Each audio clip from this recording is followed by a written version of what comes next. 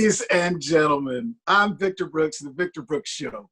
And thank you again for joining us here, taking time out of your weekend to stop by and get some of this positivity on you that we do every Saturday and Sunday here at the Victor Brooks Show page on Facebook Live. And, you know, we do our other show on Instagram Live during the week, but these Facebook Live episodes that we do, the people we invite on are notable names of individuals who come and share their journey of artistry with us as they share it with the world over the course of their careers. We were so, I'm going to say, blessed yesterday to start off our day with Larry Dotson of the Bar-Kays, the lead singer of the Bar-Kays. Thank you, Brother Larry, one of my Memphis homeboys and a true legend and trendsetter in himself. Then we backed it up then with at 1 o'clock with David Arnold, comedian, writer, and producer David Arnold, that came and shared his life. You know, he was opening up to talk about the good times and the bad times, the light times and the dark times, overcoming substance abuse, and then generating where he is now. Positive. Then we finished the day on a high note with my brother Clifton Davis, legendary, iconic songwriter, singer, producer, actor. Clifton Davis, and he also, we never knew, I have like a, you know me, I'm gonna keep it real with you. I'll have general topics, you dig, what we'll rap about, but it's really up to how this flow and that energy goes with the artists that we talk to. And Clifton, in his talk yesterday, shared his personal view of his ups and downs and how the positivity won out in that. During this time, y'all, you know, we're not negating what's really going on out here. We know what's happening. It's not a disrespect to the reality of what it is. But what it is also saying is that through life, we can have something to smile about. We can always find a positive point to help each other out, you know, to help us right here in our own soul, but then spread that around. That's why you hear me say, come get some of this positivity on you. Take a shower in it. Let it just wash all over you. But the main thing is spread that out to somebody else. If your journey was a journey that was painful in its core, but you are here to talk about it, much respect. You know what? Today, I have to tell you that the guests we have today, and I can't see with this new Zoom, I don't know if Brother Bobby is on camera, but I want to say this before we get started. My respect for Bobby Wilson is so much more than his technique on stage, which is flawless. It's so much more than his delivery as a soul entertainer. It's so much more than the moniker I believe they give him as Mr. Entertainment in Las Vegas, you know? What my respect, of course, that's a major part of it, but my respect goes deeper. You'll hear the story of Bobby Wilson today, of what he's comfortable to share with you, but this brother's life has been dedicated to real. If that's the best I can give it to you right now. Bobby Wilson comes from the heart. Bobby Wilson comes from the real experiences of his life that he shares with his audience, that he shares in interviews to show you and us the power of positivity, the power of never giving up. I want to welcome the one and only Vegas, son of Vegas, Mr. Bobby Brooks Wilson to our show today. Thank you, Bobby, for coming, man. Thank you for having me on, man. I don't know what to say after that. Hey, brother, I'm thinking from the heart, man. Speaking from the heart. Heart. It's much appreciated, man. I appreciate what you are doing and sharing on the message of positivity around the world. We need it. We need it today. One thing I was having discussions with my fiance is positivity, or what you say out of your mouth, is real. It is a thing. It is an entity. So the more positivity that you come out of your mouth with, the more real your life becomes. That thing, entity, it breathes. It's life. So if you're having a bad day, a negative day, or you know, the devil is riding your back, just speak positively. Don't even think about it. Don't allow it to enter your mind, because once it comes in your mind, it's a real deal. It's a real deal, brother. It's a real deal. And my life has been testimony for the grace of God and the generosity of this God that I serve to allow to come out of the ashes and be presented before the world. And I remember as a kid, I said, if you rise me up, I will witness. This was your prayer as a kid? Yeah, because I grew up in the church. I grew up in Southern Baptist, South Carolina.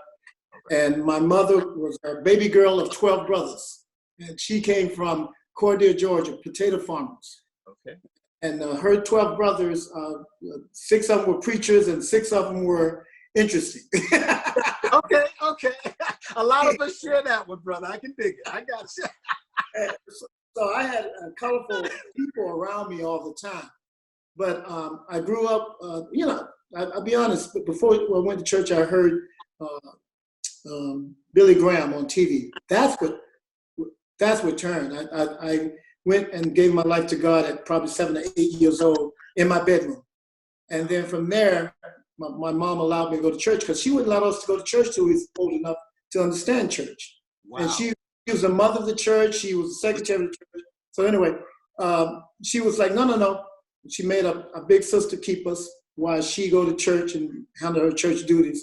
So she wouldn't have to worry about us. And when we got old enough, 8 or 9, then she allowed us to go to church because we had to behave. Okay. Yeah, no running around church screaming like a crazy person. Right, I got you. I think of those of us growing up, especially down in the Bible Belt. Right. That's how it was, brother. That's how it was. All she had to do was look at us. We already knew what time. There you go. my mother grew, because we grew up with PK as PKs, right? And so, but boy, my mama, she was a pincher. I was to say a painter. She didn't want to get loud in church, but she would take them hands and pinch you, boy. And you go, But you know what, Bobby, man? One of the things I've always respected also is your openness to talk about growing up in the foster care system, brother. Can you give us the beginnings and the story?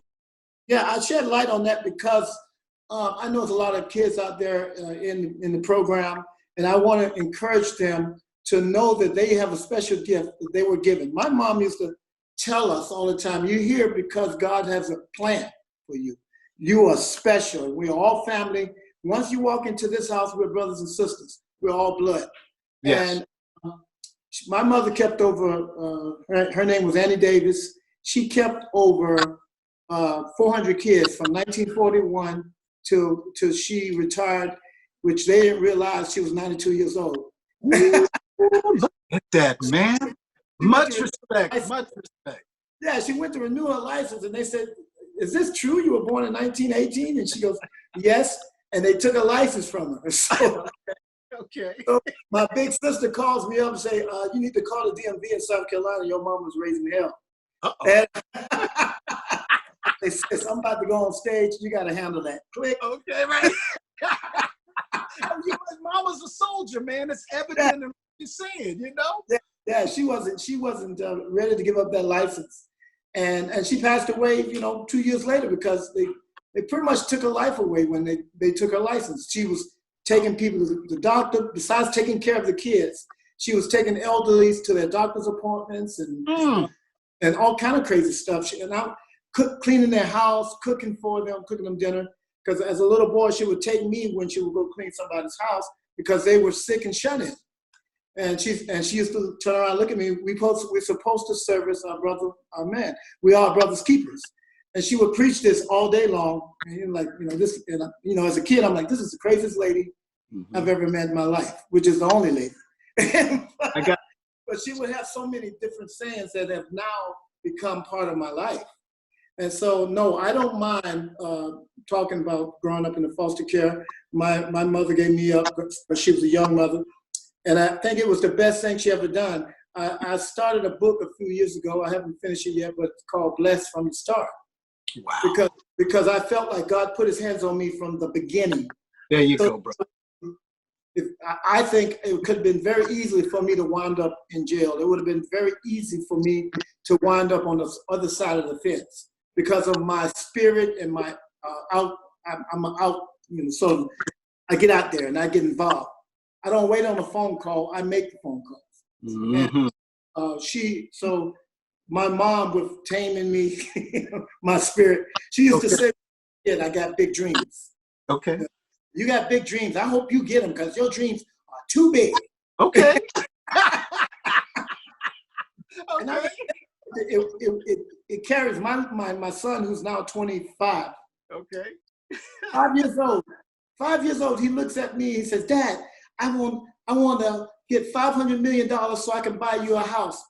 He was 5 years old. I'm talking about 2000. He said, "I want to buy you a house so I hope I get $500 million." I'm like, go ahead, man. Go ahead. What do you say? Keep right on, son. Keep where going. did he even get that number at 5 years old? Yeah, man. Well, you know what, Bobby? With growing up, I would just, because we haven't talked about this aspect before, but growing up South Carolina, Bible Belt in the church, your early musical influences, was it like a lot of us with Sam Cooke and the Soul Stirrers, or, what was your influence growing up, man, musically? I'm glad you asked that. My mom played two types of music in the house. Okay. That was gospel music, and I'm talking about early gospel music with the gospel groups that start with the guitar. Oh, yeah. Oh, yeah. Well, yeah. I'm not tired yet. Right? Mahalia Jackson, and then she would play country music. So I would hear Ray Charles, but only country on Ray Charles. Okay. That's why I'm losing you. I would hear that all day long. I would hear Waylon Jennings. I would hear Marty Robinson. I would hear Willie Nelson. I didn't know. I thought these guys were black. I would hear Elvis. I thought they were black. I kid you not. Then my older sister, when my mom would go off to church, she'd break out the 45s. Okay. And then I would hear Otis Redding and Sam Cooke, Wilson Pickett, Jackie Wilson. Come on, man. Johnny Taylor, B.B. King, Bobby Blue Band. I got you. I would hear all these. And so I got a chance to get the whole spectrum. I didn't hear Doo Wop. You did. Doo Wop. Okay. Growing up. So it was kind of, and I'll get back to that. Yeah. So I was, when I was born, I had a lot of, I think I might have been a preemie baby. I had a lot of medical disabilities. Basically, they said I was 98% disability when I was born, because I had undeveloped intestines. I had rickets at the bones, and my legs were twisted in a way where my feet pointed in. Okay. And my knees were elbows. So they waited till I was 3 years old, broke my legs, straightened me out, put me in casts for a year, maybe a year and a half. And then I wore weighted boots or shoes with this whole thing, contraption that came up to my waist. I was Forrest Gump. When I first saw that movie, Forrest Gump running, I was me. Because I grew up in an all-black school, of course, and I was too light-skinned, so I had to fight. Okay, right. That's a whole different subject. I got you, brother. I got you. We'll get to that. But I had to learn how to fight with them dang old bracelets on. They didn't even care. Gotcha. My nickname was light, bright, almost white. Okay. Right. And this was in South Carolina. South Carolina. On top of it. I got you. I don't even want to tell you what year the decade that was. 60s. But you know what, Bobby, with the influence musically that you just shared with us, brother, and the lifestyle that you just shared with us, I mean, it seems like also, I remember growing up, you got the family gathering. Somebody would have if it's North Carolina, they had the pig picking on the weekend, or if it was in Memphis, they had the fish fries on the weekend. They had different things. I know that it sounds like you can dig what I'm saying a lot with that. When the first 6, 7, 8 years, I couldn't go outside and play because of my ailment, asthma, intestinal problems, and then my legs. So I really couldn't go out and play. All I could do was sit on the couch and listen to the music and rock to it. I remember she used to give me a small cup of orange juice. Okay. But she would have once a month, maybe twice a month, Friday night fish fry. See that? I must have danced around and because I loved it. And I would go, fish fry. And she was like, no. She pointed a finger. This ain't your show. This is my show tonight. you stay in the basement with the rest of those dang on kids. Okay. But I would come to the top of the basement and listen to the music, man. They was playing all the music that I just called, plus they were doing the comedy of Red Fox. Right, okay. Nasty, man.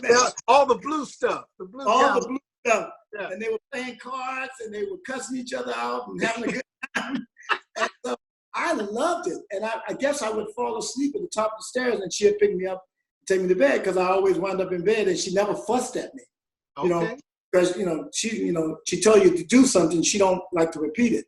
Mm-hmm. But when she had those Friday night fish fries, she knew I was into the music. I didn't know I was into the music. I didn't realize I loved the music until a little later on when the Jackson 5 appeared on American Bandstand. Come on, man. We remember that. That's right. I was in the backyard playing. You know, back in those days, we played in the yard. That's right. We played outside.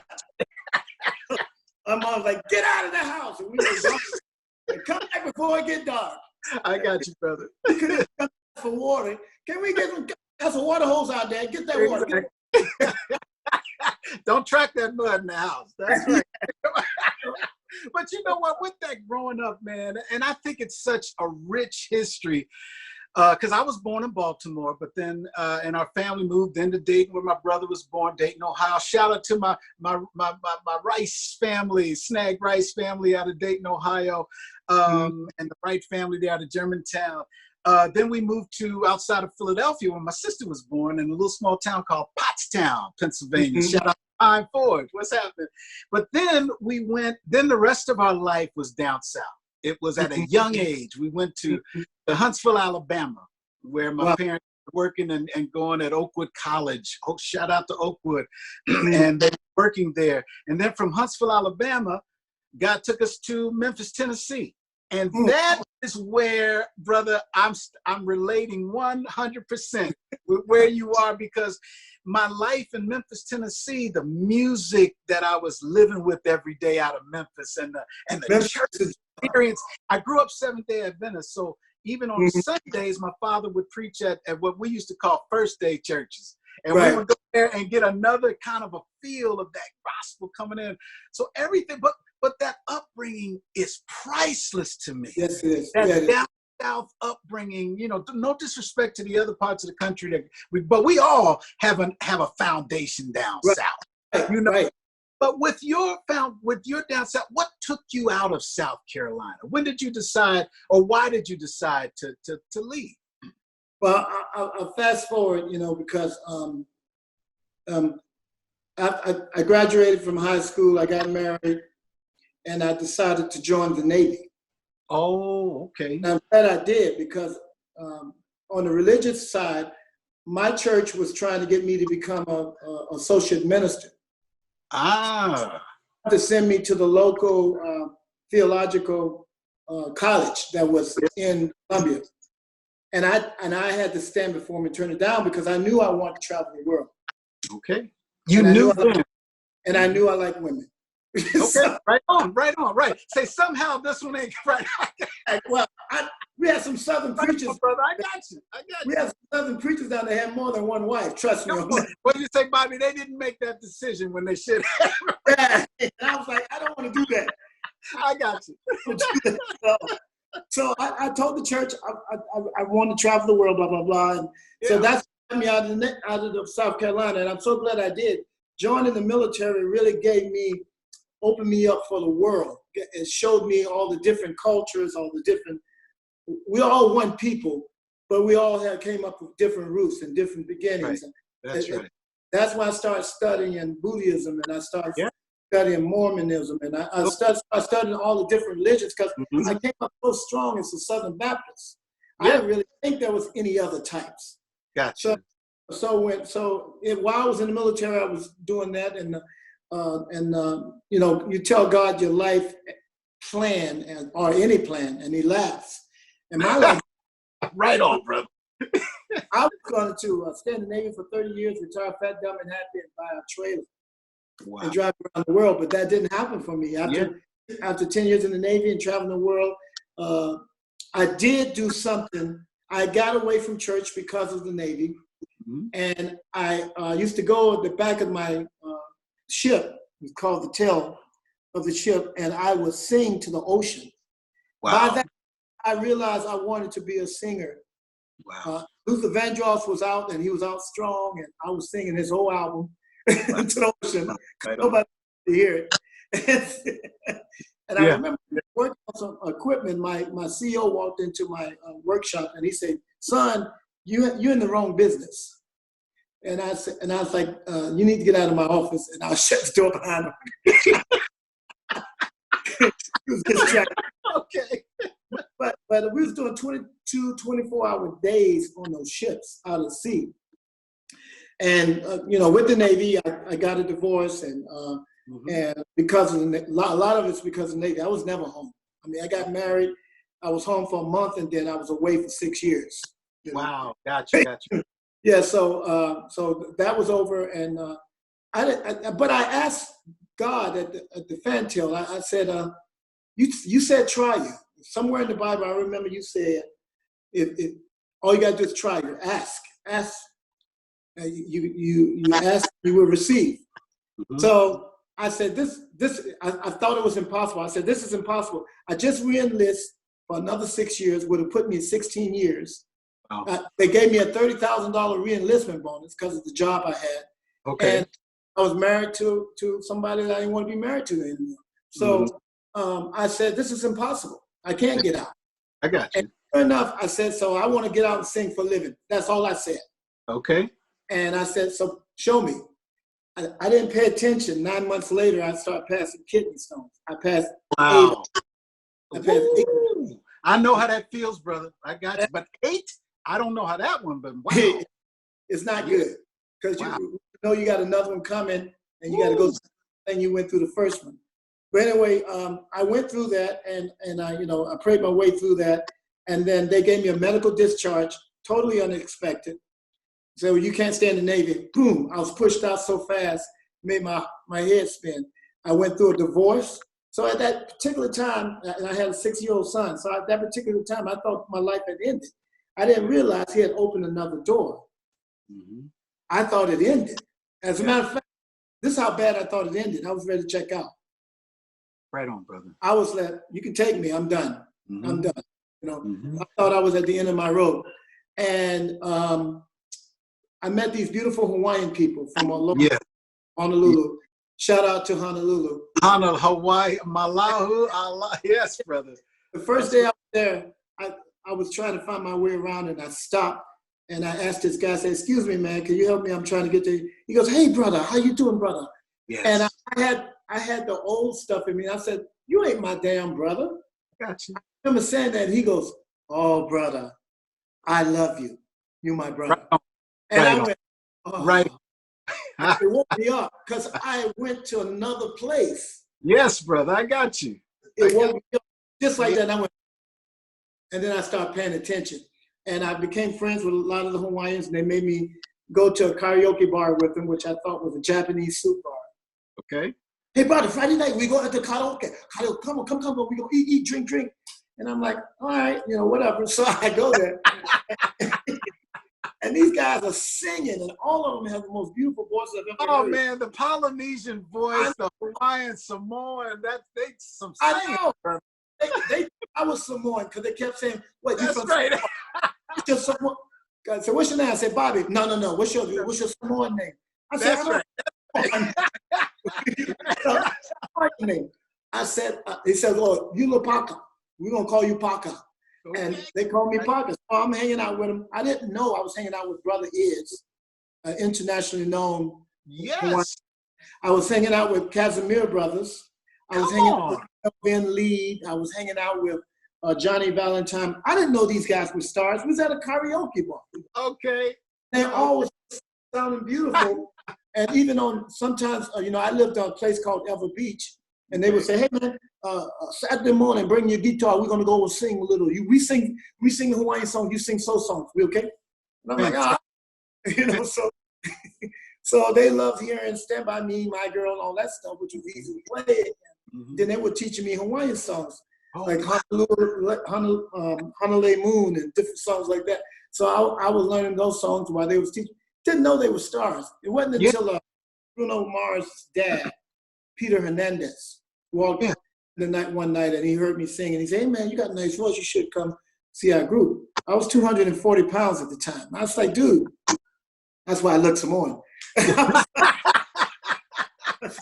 I said, dude, I don't sing.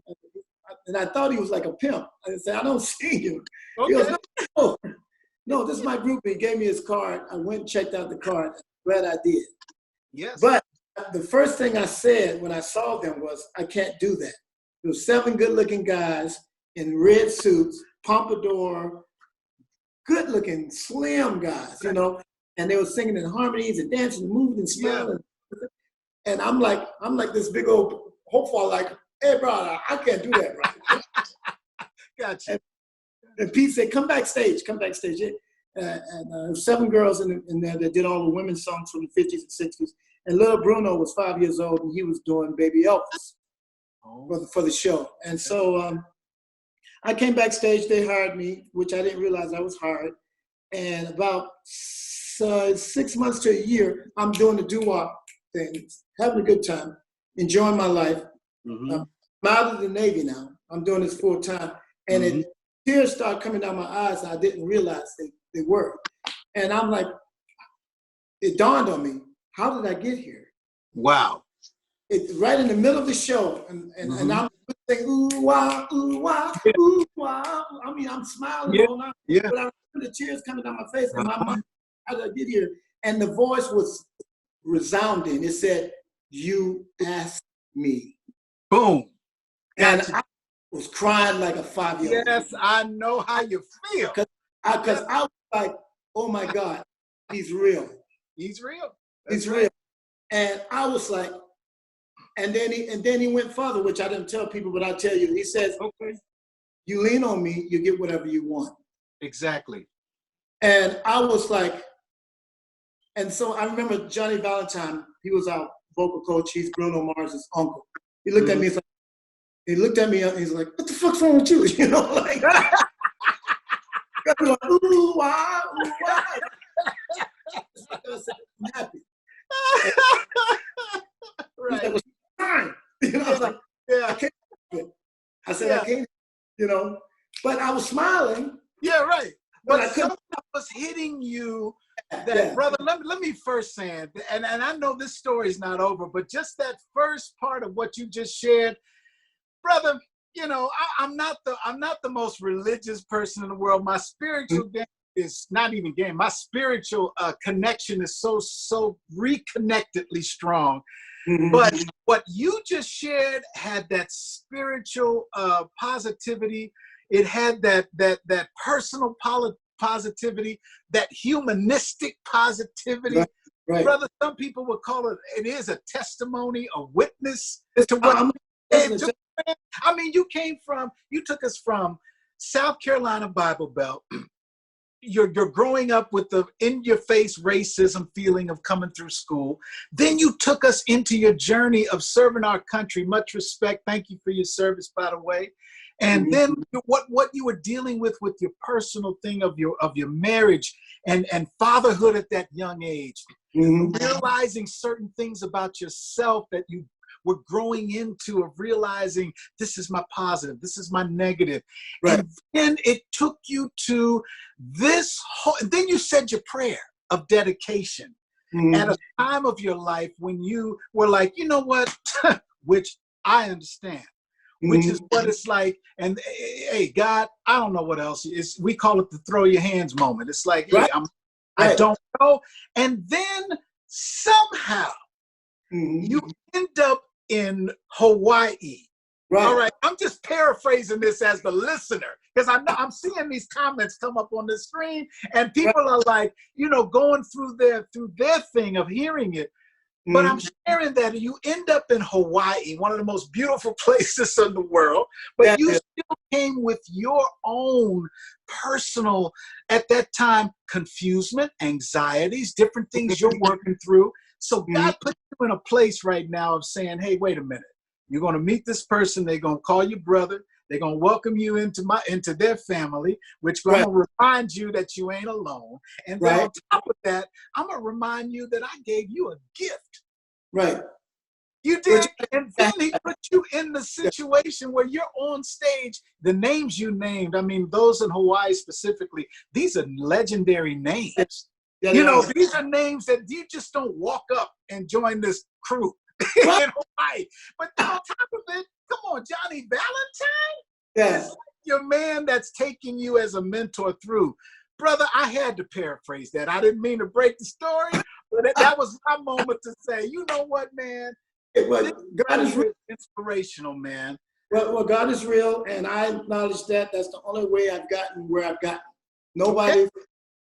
Nobody has, just thrown their hands out to me. But there have been people that came along the way that helped me.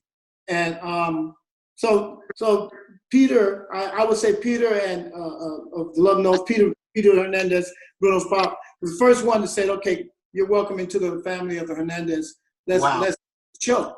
Wow. And he even said, because none of the guys wanted me because I was overweight, I didn't look like them. I got you. I didn't sing like them. And they were like, I don't want this guy in the group. And Peter said, if you stick with me, I see something special. That's all he said. Yeah. And so, I said, Pete, I'm down. And they became my second family. Right on, man. Him and his wife, his 4 kids, they all became my second family. And I watched after them like they were my own. And went through my I had to disconnect from my oldest for a few years because of the marriage, but then I reconnected with him later on, and we've been close ever since. Like everybody says, he's my brother. I said, no, he's my son. Right on. I got you, brother. So when you're there with so now you're starting to reconnect with your artistry. You're on stage now. Our Samoan brothers and Hawaiian brothers and sisters are enveloping you, man.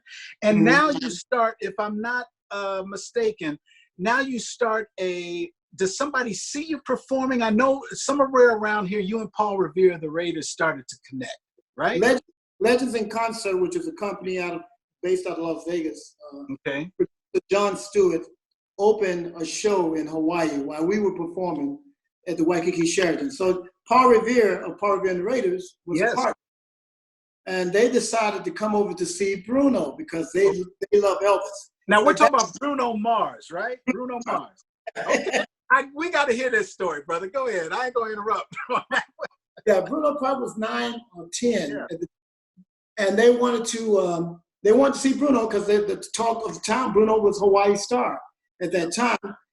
He's a Hawaii star now. Yeah, I got you. But they said, let's go see this kid. And they built the show because of Elvis. If it was the entertainment directors around the world, they would have been just strictly an Elvis tribute show. But they said, no, we don't want just Elvis. We want whatever else you can throw in. That's why it became Legends in Concert, and they started bringing other acts. So they came over to see little Bruno because he was doing Elvis. They thought it'd be cute to have him walk on stage before their regular Elvis come on stage. And that was what they were thinking. But when they came in, they saw me. And we did the show. We saw him walk there, and I didn't know who Paul Revere and the Raiders were. Mm-hmm. So I walked out the door after my show. I was like, all right, we'll see you. Because they were like, oh, Bruno. I was like, yeah, y'all have a good time. I'm walking out the door. Paul grabs me by my shoulder. Where you going? I'm done. I'll be here tomorrow night. He goes, no. You know who you look like? I said, yeah, I've heard it all before.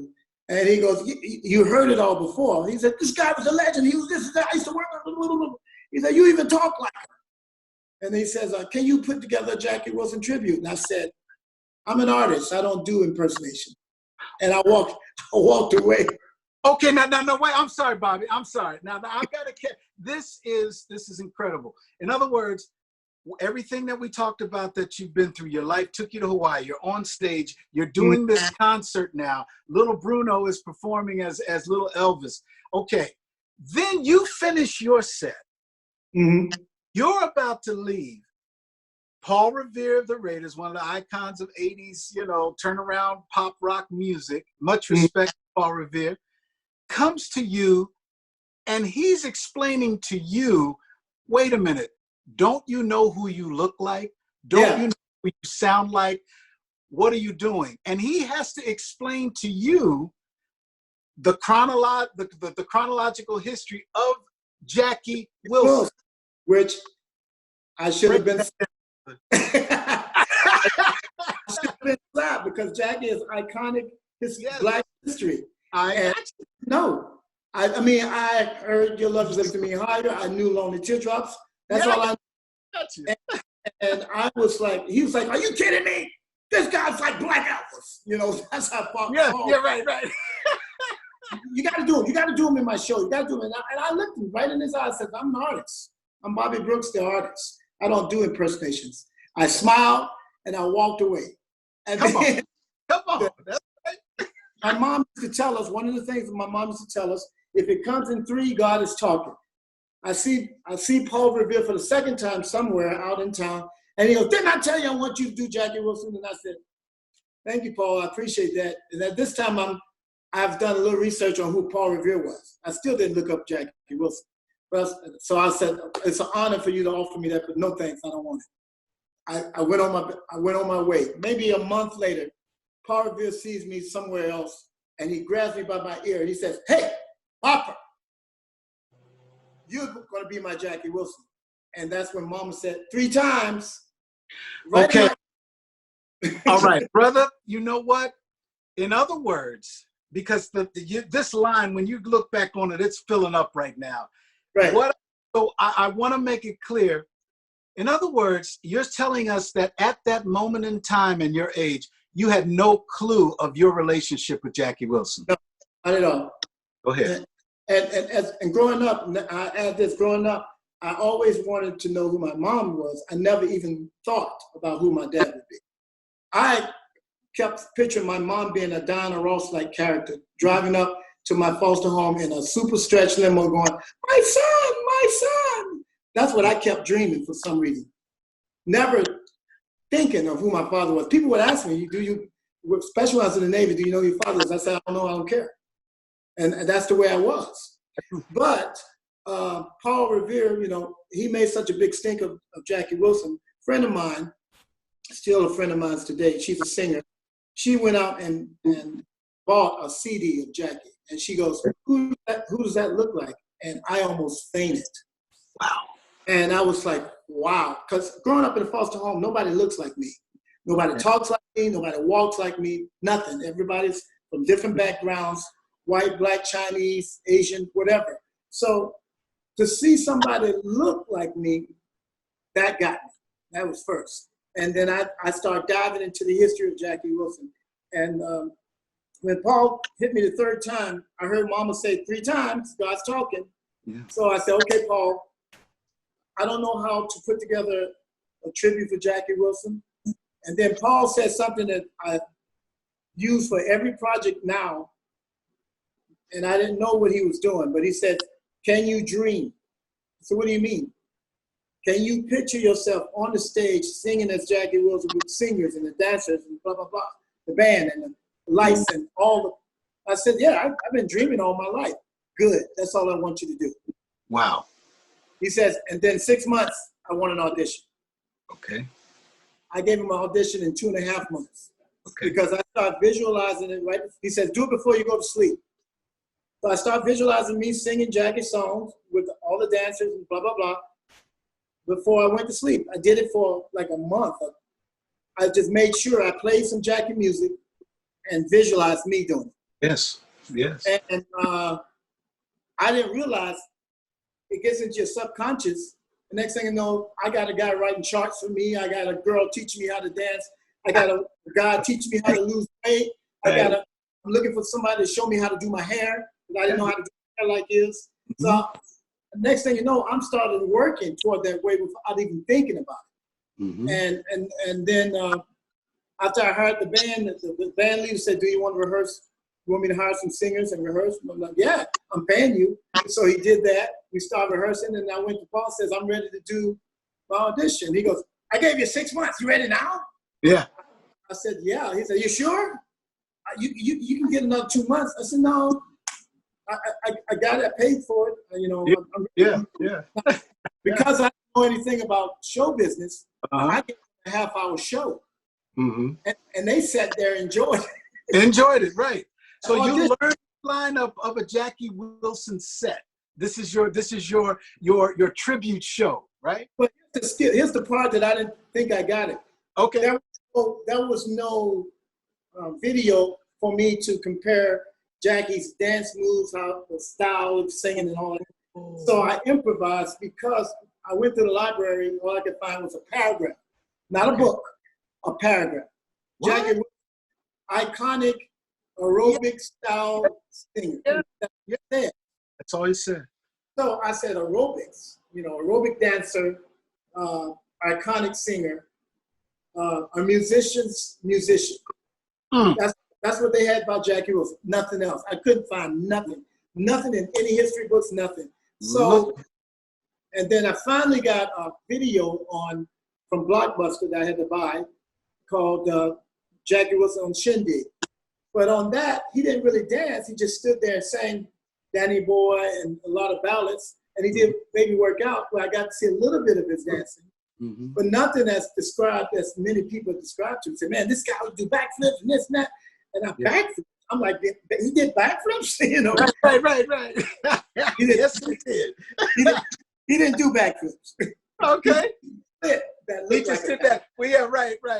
Yeah, but people to me that can't even get a fourth of the way, that's a full backflip to me. Yeah. So I was thinking, I got to learn how to do a backflip, Right.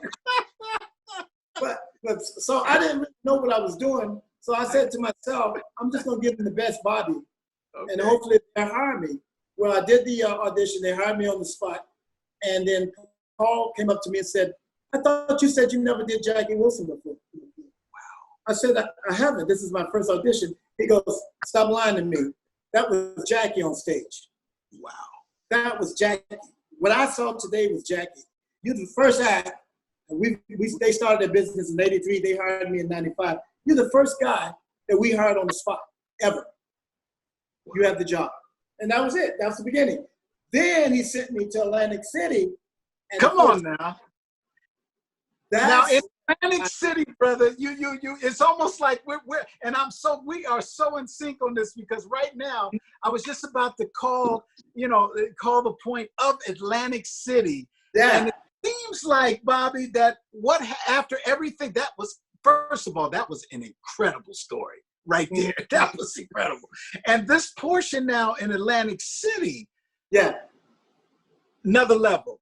Yeah. More people you met, other intricals of your father's, his journey now infiltrating in you. What happened in AC? I'm doing my thing, and next thing I know, the entertainment director said at Ballard's Park Place, do you know the Four Tops? I said, no, I don't. He says, well, they know you. They want to meet you. Wow. I'm like, okay. So I'm thrilled to death. I'm going to meet the Four Tops. Go upstairs. There's Levi, Obi, Lawrence. Fast Stubbs. Right. And Duke. All sitting in the green room. They were doing a corporate show, so nobody knew they were actually there. They were doing a week of corporate shows. And I walked in there, and Levi, first one that said, look, got to get up early in the morning to be anything like my cousin. And I looked like, huh? Wait a minute, Levi Stubbs and Jackie are cousins? Yeah, they're cousins. Never knew that. Okay, I'm sorry. Go ahead, man. I know a lot of them are related. Okay, brother, right on. Okay. Gotcha. No, I'm with you. But he says, you got to get up early in the morning to be like my cousin.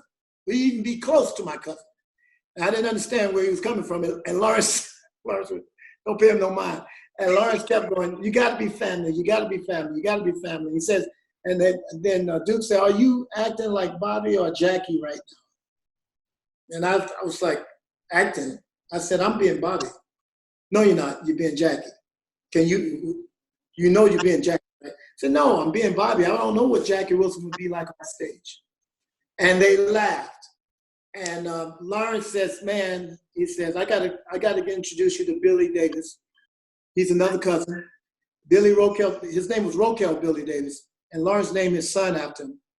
And he said, I gotta get Billy to see you. And I said, okay. And then he asked me, had I met any of the family members? And I said, no. He says, you will. And he kept his word. He introduced me to everybody. and then Billy introduced me to the rest.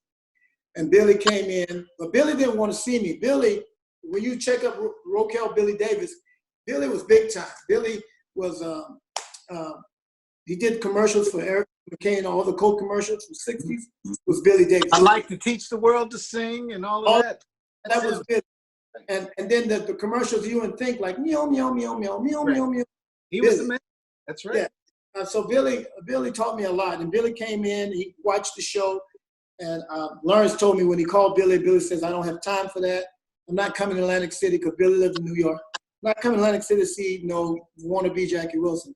And I guess Lawrence says, "This kid is not a wannabe. I don't think he knows he's Jackie Wilson." That's what Lawrence told him. And one of the things they had asked me is who my mother was, and I told them who my mother was, and they all knew my mother. That was one thing. But when they called Billy, Billy came down, didn't let me know he was there, saw the show, and then he told the maitre d' I got to talk, and they brought him backstage, and Billy was talking like this. "I'm flabbergasted, just flabbergasted." And then I looked at his arm, and I said, "You cold?" He goes, "No. I got to keep telling myself, you're not Jackie." Damn. He's not Jackie. He said Jack. "I got to keep telling myself, you're not Jack." He says, "Let me take you out to lunch." And we went out, and he became my surrogate father, really. So, brother, you just shared with us, Bobby, that this was your first inclination, your first introduction, or your first reality step into that Jackie Wilson is my dad. Right. What was going through your mind, brother? Not a whole lot. Just, I was taking it as it comes slowly, because I didn't know what kind of impact was going to happen. Okay. And plus, in the impersonation world as well, at the time when I met Billy, so I didn't tell anybody in the impersonation world what I was going through. Okay. Because I know what they would have said. I got you. Look at this nigga here. Right. I got you. I didn't get it. So I kept it to myself. Silence is golden. Yes, it is. And then I met Thor, which Billy set up. Thor Wilson, which is the baby boy of the family. Okay. And Thor and I became instantly, like we've known each other our whole life. Instantly. Right on. Right on. And then Thor bridged the rest of the family to me. We did the blood work, and then that was it. Yeah. I just grabbed the banner and said, okay, I'm going to keep my father's music alive as well as become a solo artist. There you go. But Thor really pushed me. Yeah, okay. Because Thor, I said, okay, Thor, I'm glad I'm Jackie's son, but I'm going to move more toward the artist. He goes, no, you got to push Pop's music. You got to stay with Pop's music. I said, okay. Right. So at that time, Bobby, so with this new reality in your life, right? Brother, I mean, none of us, I mean, even the ones watching, I believe, cannot imagine this new life reality that just hit you at this point in your life. And then meeting Thorne, right? And then that whole, endorsement of now you are the one to keep this going. Because all of us, grew up knowing our parents, ourselves, Jackie Wilson's whole journey that we know of Jackie Wilson is our premier respect moniker of soul music all the way. From Jackie Wilson through Sam Cooke, Jackie Wilson, those were the cats, okay? Right. So now you learning this, man, brother, that had to be some kind of a thing on you after a while, was it, or is it? It was a thing, because I was merging from impersonator world into Bobby Wilson, the artist, and it was mixing in a way, and then becoming into another family that brought its challenges. It wasn't peaches and cream. Got you, brother. And I remember times I said, I wish I never met the Jackie Wilson. Okay. Yeah. I wish I never, even heard of his name. There's been times I've been there, but I lean on Christ to say, carry me through this, because you're the one that wanted me to be this. That's the way I look at it. Come on now. Right. I wouldn't have I got you. You brought me this because I asked you to let me sing. I didn't say also, give me this. Yeah. But he know that I had some royalty in me, musical royalty that I didn't know that I had. I mean, I grew up with people telling me I couldn't sing. So I believed it. The devil is a lie. I believed the devil telling me that I couldn't sing. So I didn't pursue it. But when the opportunity opened up and God said, no, I said you can sing, and here you go. Yeah. And now I became strong. I got a belief in God that nobody can take away no matter what happens to me. If I get on my deathbed, which I've been, I still give my soul to God. I don't give it to nobody else. I don't curse him. I don't say, why me? I just say, okay, this is my time to go through this, and I go through it. Wow. And if I woke up on the other side, glory be to God. I woke up on the other side. It's just, that's the way I look at life now. Come on, Bob. So now that God has placed me with this banner, Jackie Wilson banner, I take it the way it comes. I don't resist it. I don't run from it. At one time I did. And I just say, okay, now I let God work out the intricacies as far as keeping Jackie music alive as well as my own. From time to time, people online, it's easy to hide behind online. When people hide online, why are you doing Jackie music? Why don't you do your own? Yeah. Think to myself, lady, do you know how I got here? Yes, thank you. How dare you tell me what to do? Do you think it's easy to be a singer in today's music? It ain't like the way my dad was. You got to produce your whole album. You got to put it out there, and you got to get people to buy it. Come on, no record. That's right. And then all of a sudden you got 10,000 sales. The record label come knocking. There you go. I don't need you now. Yeah, exactly, brother. Exactly. And that's deals now. So Bobby, much respect on that, brother, because you telling it real. I mean, it's like, hey, these bills come every 30 days, y'all. These bills come every 30 days. And in living the life as an artist, we're giving like Bobby's so much respect on your realism, brother, of how you put it out there, that this is the blessing that God has given us as an artist, to relate to the world what we have. He gave us to do something with this. But in the same moniker, we got day-to-day bills like everybody else. We have day-to-day problems like everybody else. We that's why what we're doing now, brother, why this right here, your story is so, I'm watching this feed blow up with heart thank yous and people sending you that. Let me throw this at you. Yeah. All the musicians, all the singers, all the drummers and producers and writers that are out of work right now, you bet to lean on God, because we don't have money. They're not going to give us any money. They're not going to give us any relief. If you're lucky to get some, great. But I'm saying you got to lean on God, because that's all I got. I mean, we're going through this thing that seemed like we have to go through, so we're going through it.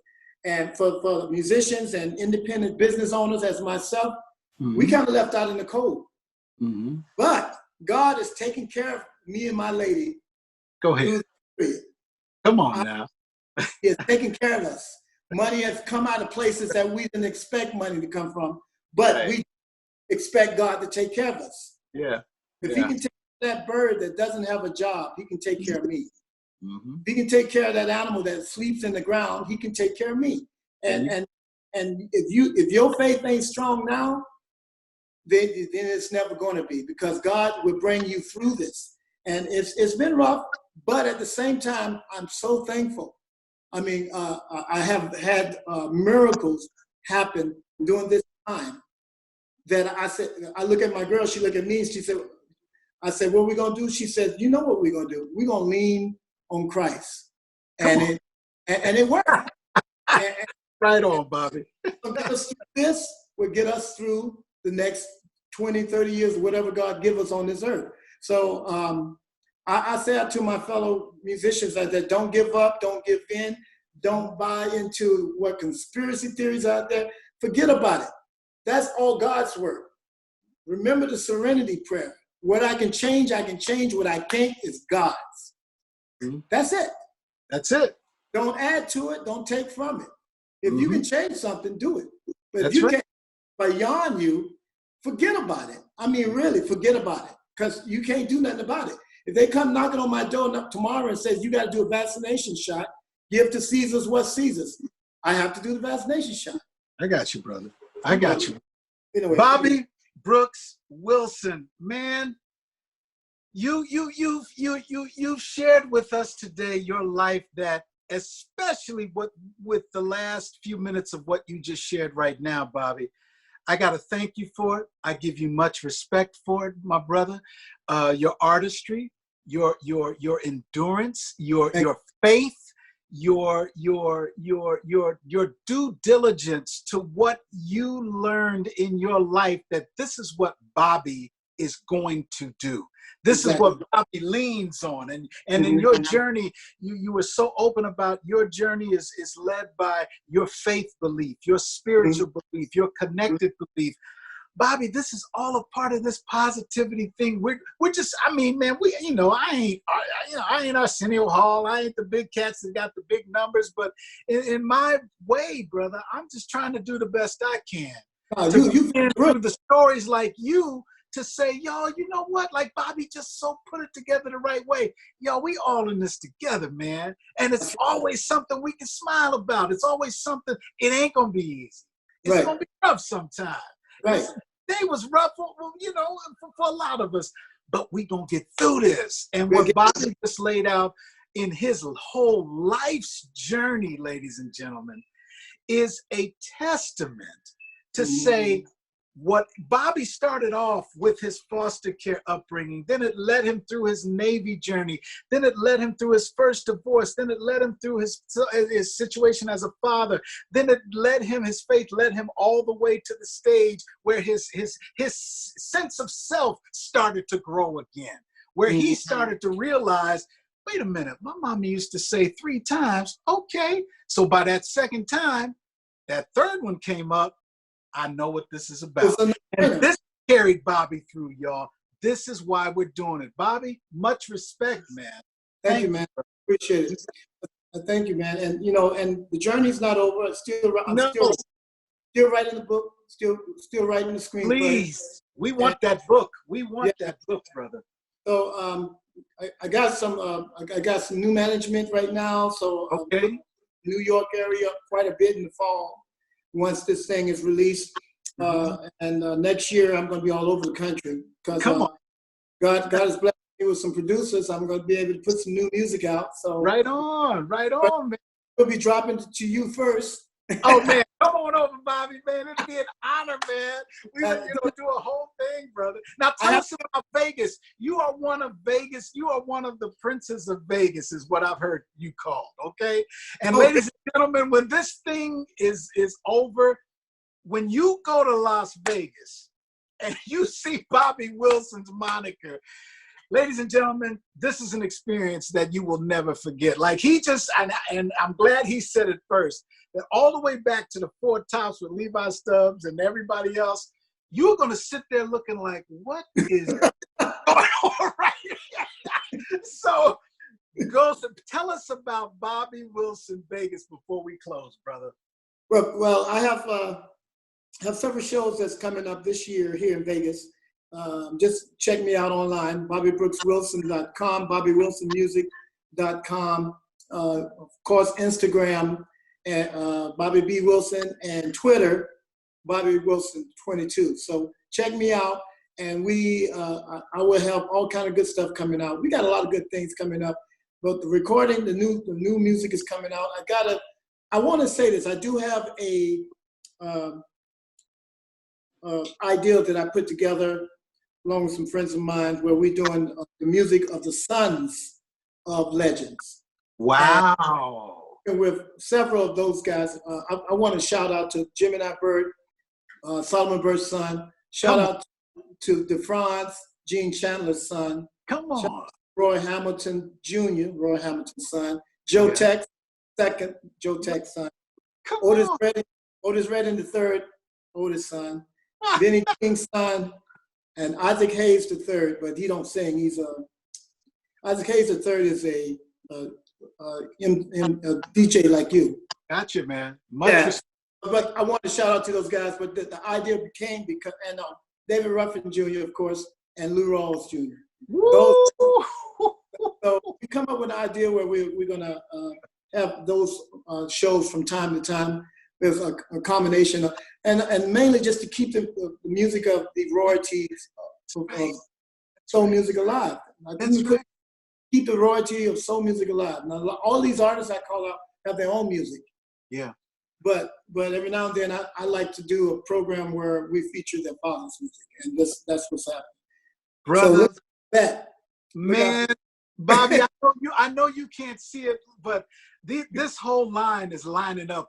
After you watch this thing, brother, these people, my Positivity Posse crew on this Facebook Live, I know y'all digging it because I see you lining it up.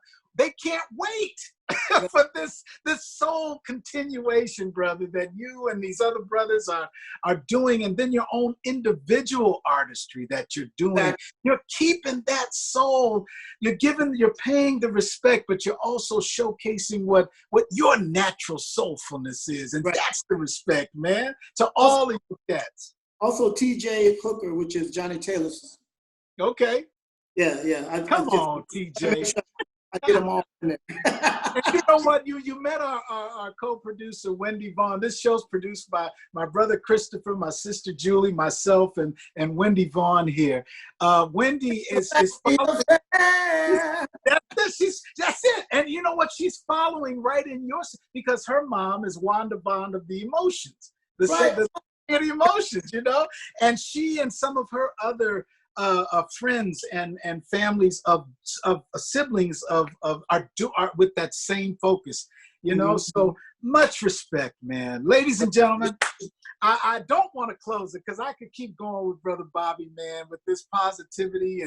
But brother, I just have to say thank you again for joining us. I see the comments that are coming up, and I want to talk to you, Facebook family.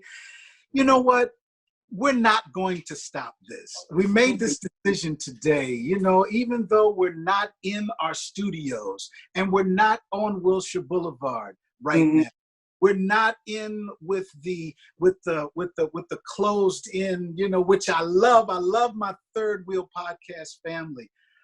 But this Facebook Live interaction, y'all, it's meaning so much to so many people that there's no way we can stop. And I want to thank you all for even tuning in and getting this positivity on you, hearing stories from like we heard today from Brother Bobby Brooks Wilson, that your journey, our journey, we all got a journey, but we're going to be all right. We're going to be all right, y'all. And please come back. We made that decision today. Every Saturday and Sunday on Facebook Live, come get some of this positivity on you, y'all. Take a bath in it. Take a shower in it, you know, and then spread it off. You know how when you wash your hands, you get that little sprinkle of water, sprinkle it on somebody else. Spread that positivity around, y'all, because that's what it's all about. Join us here, like I said, on Facebook Live at the Victor Brooks Show page every Saturday and Sunday at 1 o'clock and 3 o'clock. Also on Instagram Live, Wednesdays, Thursdays, and Fridays. We bring artists, we call that our Positivity Posse series, Brother Bobby, where we bring artists from all over the world, people who may be their shade tree artistry. They may be accountants when the quarantine is not happening, but they break out the guitar now. And somehow music is making them bring to life the whole thing of this positivity. That's over on Instagram Live, Positivity Posse. On the weekend, we're here on Saturdays. Thank y'all so much. And then our YouTube channel, the Victor Brooks Show YouTube channel. You'll see our 5 where we had Brother Benjamin Wright, one of the premier icons, arrangers of composers. My brother Benjamin blessed us with his story.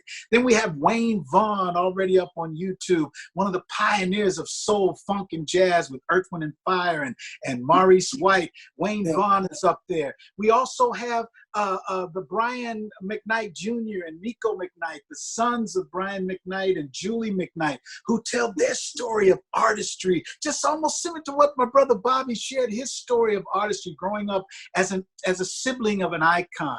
Then we have my sister Julie McKnight up there on the YouTube channel. You click in. She tells her story of being the Billboard magazine house diva of house dance music. And then all of these you see on Facebook Live Quarantine Series. Brother Bobby's is going to be on YouTube. Ellis Halls that we had is on YouTube channel. All of our people, Clifton Davis we had yesterday, David Arnold we had yesterday, Dr. Gene Wright who joined us on there. And I see y'all lining up. Yes, you know this positivity, we hit it. Just like Ali Frazier, you know, we ain't giving up.